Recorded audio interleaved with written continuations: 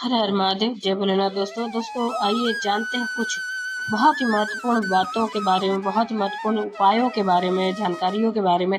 पूज्य गुरुदेव के श्रीमुख से उन्हीं की कथा के दौरान जब वो बता रहे थे, तो कुछ अंश को मैं यहाँ प्रस्तुत कर रही हूँ। तो चलिए सुनते हैं उन्हीं के श्रीमुख से बहुत ही महत्वपूर्ण जानकारी। गुरुवार की प्रदोष पड़ती है तो शिव गंगा के स्थल पर निवास करते हैं। गुरुवार की प्रदोष शत्रुओं का नाश करती है। ऐसी प्रदोषों का नियम वर्णन किया, फिर लिखा शिव महापुराण में, बड़ा सुंदर लिखा वेदव्यास जी ने। मान लो आप प्रदोष का व्रत नहीं कर सकते, आप अगर व्रत नहीं कर सकते तो प्रदोष के दिन, प्रदोष काल में शाम का समय सूर्यास्त का कुछ पल, कुछ घड़ी के पहले से लेकर बाद तक का प्रदोष काल के अंतर्गत आप शंकर जी के मंदिर में जाकर 1 लोटा पानी, 5 बेलपत्र भी अगर समर्पित करते हैं तो संपूर्ण प्रदोष का फल आपके भाग्य में प्रबल हो जाए।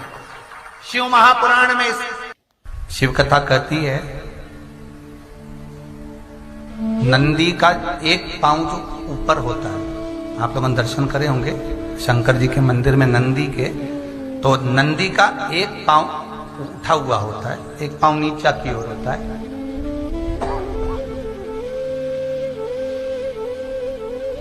शिव पुराण की कथा कहती है, मान लो कोई हड्डी से जुड़ा हुआ रोग,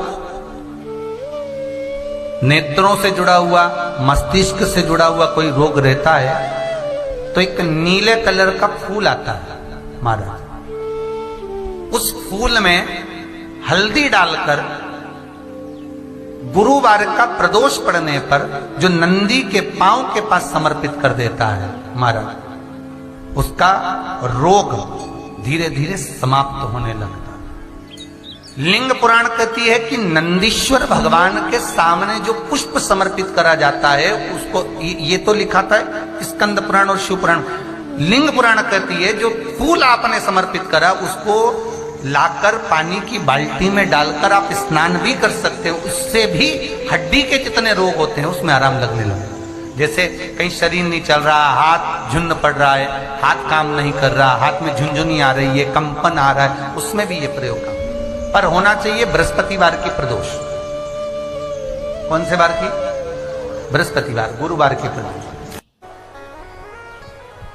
प्रदोष के दिन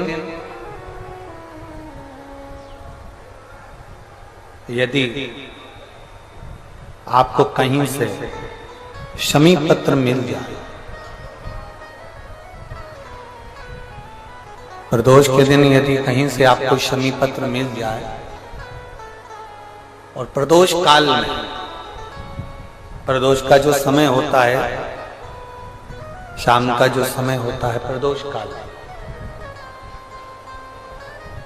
4 प्रदोष 5 प्रदोष आप कर देखिएगा कि आपका कोई काम है, कोई नौकरी के लिए आप अप्लाई कर रहे हैं, कोई समस्या बड़ी विकट आ गई है, कोई तकलीफ विकट आ गई है, कोई समस्या विकट आ गई है, प्रदोष के प्रदोष काल में अगर एक शमी पत्र भी आप घर के शिवलिंग को, अब ये करने के लिए आपको मंदिर के शिवलिंग नहीं जाना, अपने घर में जो शिवलिंग, चाहे वो स्फटिक का हो, पारद का हो, कंकर शंकर का हो, लकड़ी का हो, जो शिवलिंग तुम्हारे घर में, कांच का हो, चाहे वो नर्मदा के कंकर का हो, नर्मदेश्वर हो, पाषाण का हो, जो शिवलिंग, चांदी का हो, सोने का हो, तांबे का हो, पीतल का हो, जो शिवलिंग तुम्हारे,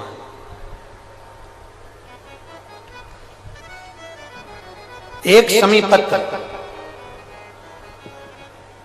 यदि आप भगवान शंकर के शिवलिंग पर समर्पित कर रहे हो और उस शमी पत्र को उठाकर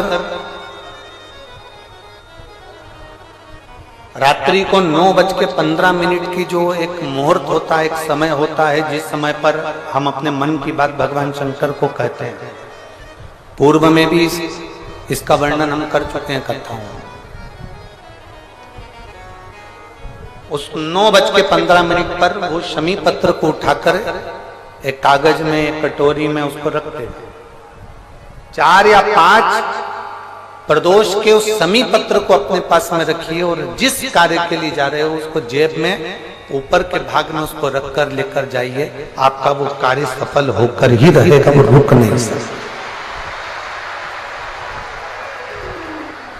शमी पत्र में इतना बल होता है, प्रदोष का जो शमी पत्र होता है वो बड़ा बलवान होता है, बड़ा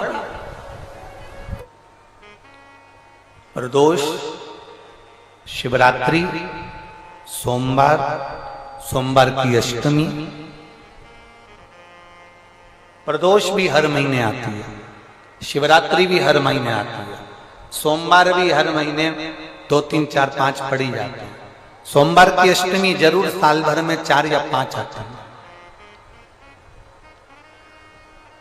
सोमवार, प्रदोष, शिवरात्रि, सोमवार की अष्टमी, ये वो तिथियां हैं, ये वो वार हैं। अगर कोई भूल से भी शंकर भगवान के शिवलिंग का निर्माण करता है या अपने घर में रखे हुए शिवलिंग पर शमी पत्र को समर्पित कर देता है तो जिंदगी में उसका बाल बांका हो ही नहीं सकता। प्रदोष के शमी पत्र में बल होता है, प्रदोष के शमी पत्र में। मैं सुनील जी को धन्यवाद दूंगा, आपको बहुत बहुत साधुवाद। ये 5 दिन की कथा में 22 तारीख को प्रदोष पड़ रहा है और बाबा की कृपा है आप पर, जो ये प्रदोष के समय पर भी कथा चल रही है। कथा का समापन 23 को है पर 22 को प्रदोष पड़ जाएगा।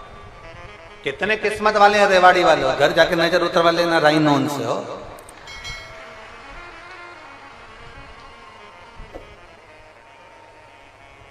शिव की कृपा कितनी है आप पर, जरा विचार करिए। तो उम्मीद करते हैं जानकारी आपको अच्छी और उपयोगी लगी होगी। अगर अच्छी और उपयोगी लगी तो एक लाइक छोटा सा अवश्य करिए। आप पहली बार मेरे चैनल पर आए तो मेरे चैनल को सब्सक्राइब करिए, बेल नोटिफिकेशन अवश्य दबाइए जिससे आने वाले वीडियो आपको समय से प्राप्त होते हैं। दोस्तों कोई भी प्रश्न या सुझाव कमेंट बॉक्स में लिख सकते हैं। फिर मिलते हैं दोस्तों एक नई जानकारी के साथ नए वीडियो में। तब तक के लिए जय भोलेनाथ, हर हर महादेव, श्री शिवाय नमस्तुभ्यम। धन्यवाद दोस्तों।